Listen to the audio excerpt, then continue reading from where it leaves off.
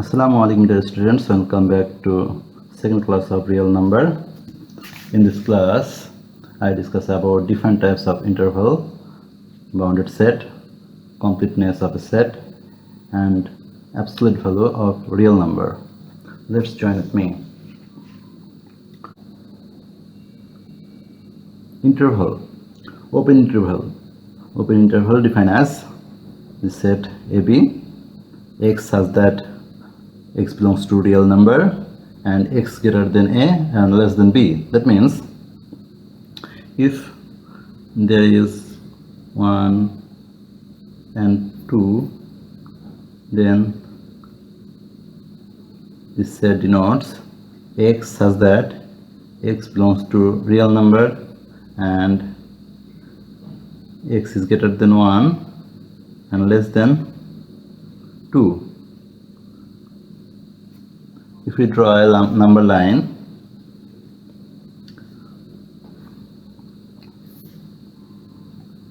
number line 0, 1, 2, minus 1. So this set denotes this part of number line. Clear? That means 1 and 2 are not belongs to in this set, in this open interval. Okay, in case of open interval 1 and 2, this two terminal numbers are not in the set.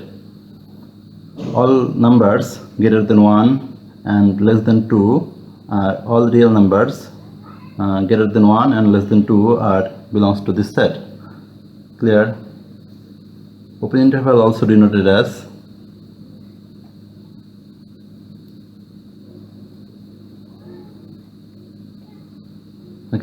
this set also denote these two are similar. Opposite third bracket.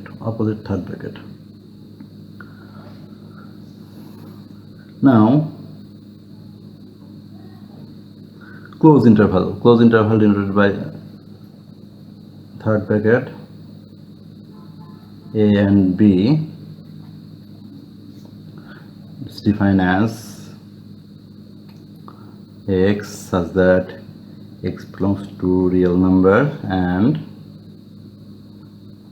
x is less than x is greater than or equal to a or less than or equal to b. This set is known as closed interval. This is known as closed interval. If you draw number line, suppose 1 and 2 close interval, then 0, 1, 2, this 1 and 2 also belongs to this set, so we mark. In case of closed interval also 1 and 2 belongs to this set.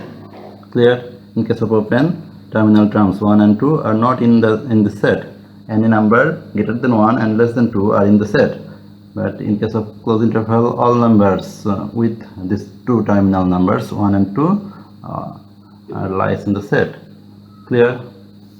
Now half open, half closed. Say a close,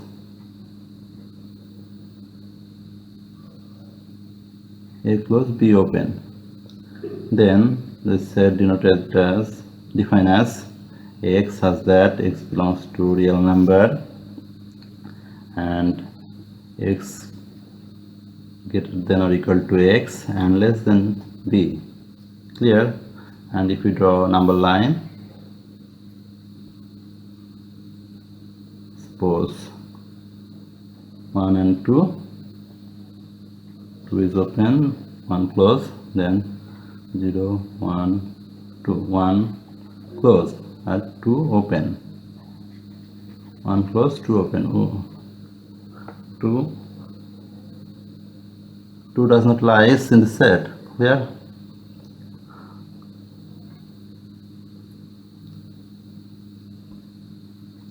and another half open half closed set, A open B close.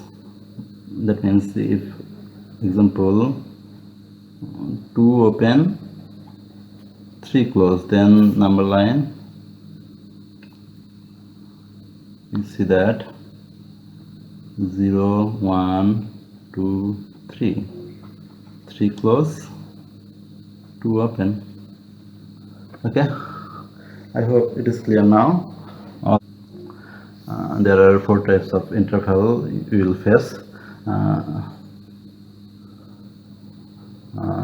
Open interval, this is open interval denoted by first bracket or opposite third bracket. Okay, and this is close interval denoted by third bracket, and this is half open half close, this is also half open half close. Okay, now bounded set.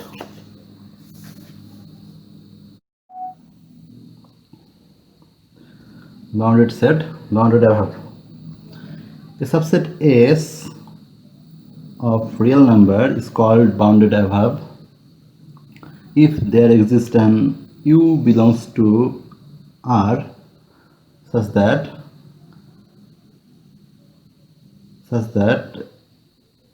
X is less than or equal to U for all. The sign denotes for all sign. For all X belongs to S.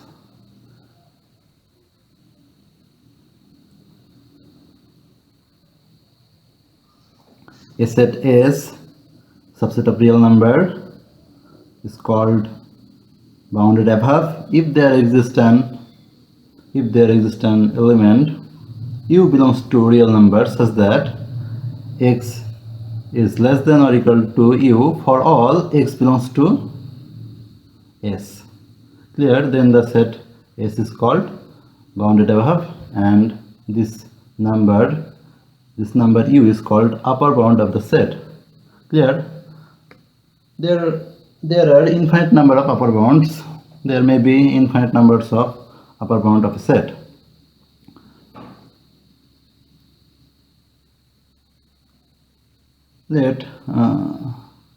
Let's see an example. S be a set containing 1 2 3 4, and we get a number there exists a number 4 belongs to real number such that 4 is less than or equal to 4 is less than or equal to 4 is greater than or equal to 4 is greater than or equal to 3, all the number of the set S. For all number of set S, 4 is greater than, so 4 is called upper bound of the set. Similar 4 5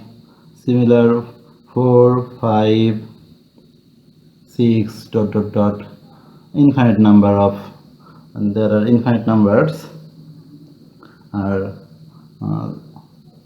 in upper bound of the set. Okay, among this upper bound,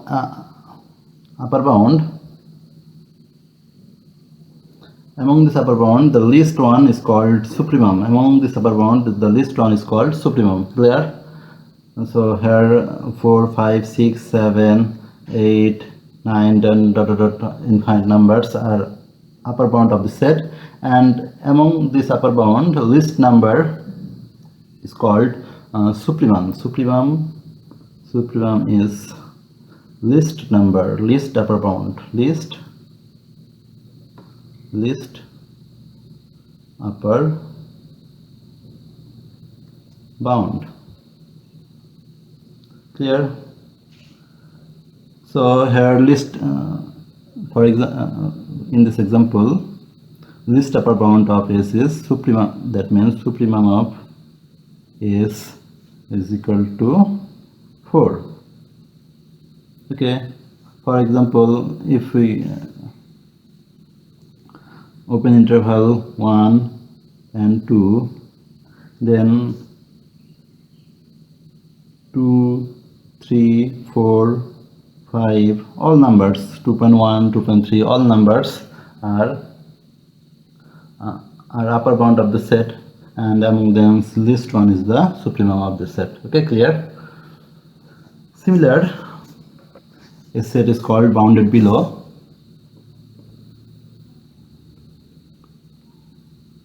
Bounded below a set S, subset of real number is called bounded below if there exists an L belongs to real number such that L is less than or equal to X for all X belongs to S. Clear? Then the number L is called lower bound of the set, and this set is called bounded below. Then this set is S is called bounded below, and L is called the lower bound of the set. For example, in the set S, 1, 0, minus 1, minus 2, all are lower bound of the set. Among them, greatest lower bound is called infimum. Infimum of S is equal to 1. Greatest lower bound of the set is called infimum. Here lower bounds of the set are 1, 0, minus 1, dot dot, infinite numbers of lower bounds, and greatest lower bound, greatest among them, greatest one is called infimum. Greatest lower bound is called infimum. So infimum of the set S is 1. Okay. If a set is bounded above and bounded below, both bounded. If a set is both bounded, then the set is called bounded. Okay. Here S is both bounded above and bounded below, so S is bounded set. Clear? I hope it is. Now, completeness of a set.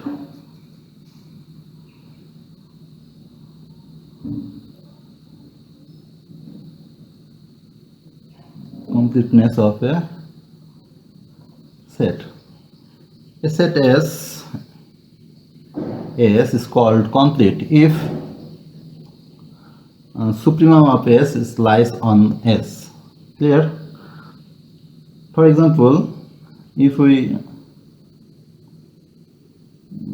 for open interval 1, 2, upper bound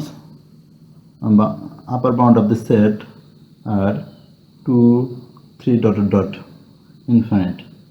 Among them, supremum if S is equal to this open interval, and upper bound of S is 2, 3, dot dot infinite number, and supremum of S is equal to 2, but 2 does not lies in S, so this S is not complete. Okay, so this S is not complete because upper bound supremum does not lies on the set. Okay, if completeness of a set guarantee that supremum of the set lies on that set. Clear? Absolute value of a real number defined as modulus of x is equal to x when x greater than 0, that means x is positive, 0 when x equal to 0, negative when x less than 0, that means x negative. These are the domains. The domain is full real number here, positive number, 0 and negative number. So full real number, and output of this function is this. That means this function's output always positive. When x is positive, then x, when negative, then minus x. Then that means when minus 1, modulus of minus 1, then the function modulus of x, modulus of x is equal to minus x, and minus 1, modulus of minus 1 is equal to minus of minus 1 equal to 1. That means this function range of the function is always non-negative. Clear? It will be 0 when x domain will be 0. Okay, So value of this function is always positive.